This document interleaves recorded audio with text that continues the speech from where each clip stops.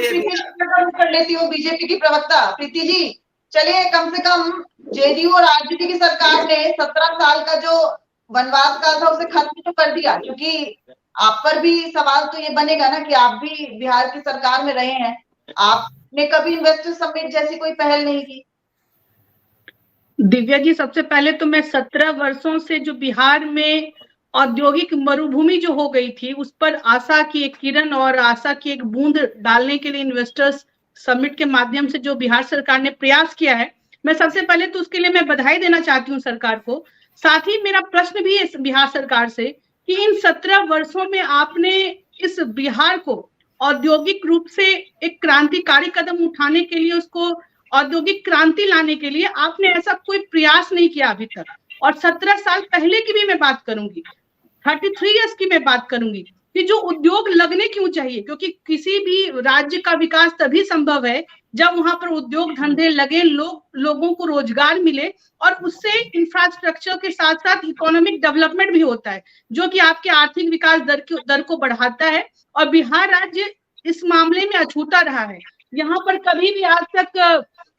उद्योग धंधे लगाने की बात जब भी हुई तो माननीय मुख्यमंत्री जी ने भी स्वयं कहा कि यहाँ पर कुछ हो जाएगा लेकिन उद्योग नहीं लग सकता, उद्योग लगने के लिए समुद्र होना चाहिए और वगैरह वगैरह कई स्टेटमेंट उनके द्वारा दिए गए। लेकिन आज जब ये सबमिट होने जा रहा है तो उससे पहले मैं फिर कहती हूँ कि बिहार सरकार पता नहीं क्यों हर एक मुद्दों पर, चाहे शिक्षक नियुक्ति की बात हो या अन्य कोई भी बात हो, आजकल इतने हड़बड़ी में डिसीजन ले रही है कि मुझे इसका फलाफल जो होगा वो अच्छा हो, वो मैं अपेक्षा करती हूँ। ऐसा मैं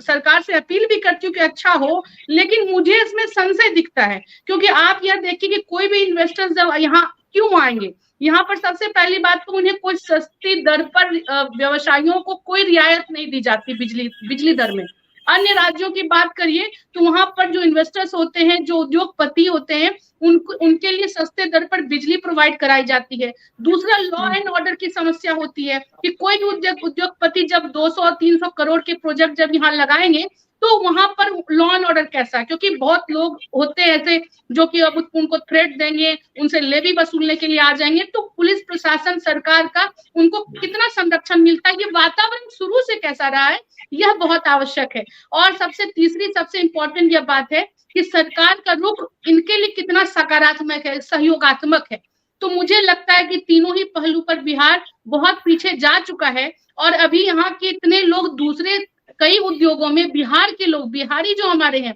जो बिहारी युवा पीढ़ी है, वो दूसरे प्रदेशों में, दूसरे देशों में भी जाकर डंका बजा रहे हैं और उस उद्योग को आगे बढ़ाने में सहयोग दे रहे हैं। लेकिन बिहार के ही युवा, बिहार के उद्यमी यहाँ पर अपनी जमीन तलाशने में लगे हुए हैं। तो मैं तो ईश्वर से प्रार्थना करती हूँ कि जितने बड़ी कंपनियां यहाँ पर आई हैं वो यहाँ पर इन्वेस्टमेंट का MOU भी साइन करें, यहाँ पर अच्छे उद्योग भी लगे। आप ये क्रांतिकारी कदम उठा लेते।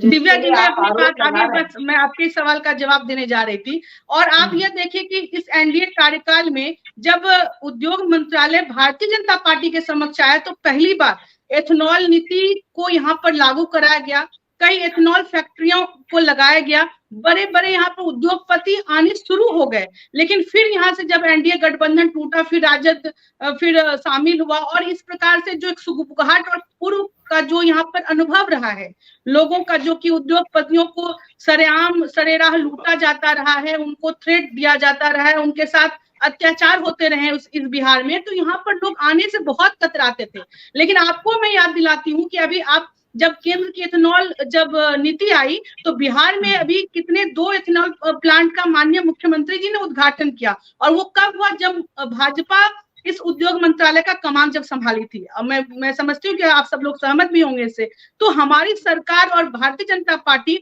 आप देखते होंगे अभी आपने अभी तुरंत ही कहा, अभी हमारे सौरभ जी ने कहा कि अडानी ग्रुप आने वाली थी लेकिन नहीं आए। तो एक तरफ तो महागठबंधन के लोग अडानी अंबानी को लगता है क्या कसूर कर दिया अंबानी ने, वो उद्योगपति हो गए तो क्या गुनाह उन्होंने कर दिया कि उनको भरे दिन रात वो गालियां देने में लगे रहते हैं और दूसरी तरफ से अपेक्षा करते हैं कि वो उनके राज्य में आकर इन्वेस्ट करे। तो ये दोहरी जो रणनीति है ना, इनकी दोहरी जो नीति है वो नहीं इनको रखना चाहिए। इनको उद्योगपतियों को बढ़ावा देना चाहिए, बल्कि उनके लिए थैंकफुल होना चाहिए कि उनके कारण हमारे देश की अर्थव्यवस्था को चार चांद लग रहे हैं, उनके वजह से लोगों को रोजगार मिल रहे हैं। लेकिन एक तरफ ये गालियां कर रहे हैं अडानी अंबानी को, और दूसरी तरफ उनको आग्रह करें कि आप आइए और हमारे यहाँ कुछ उद्योग धंधे लगाइए।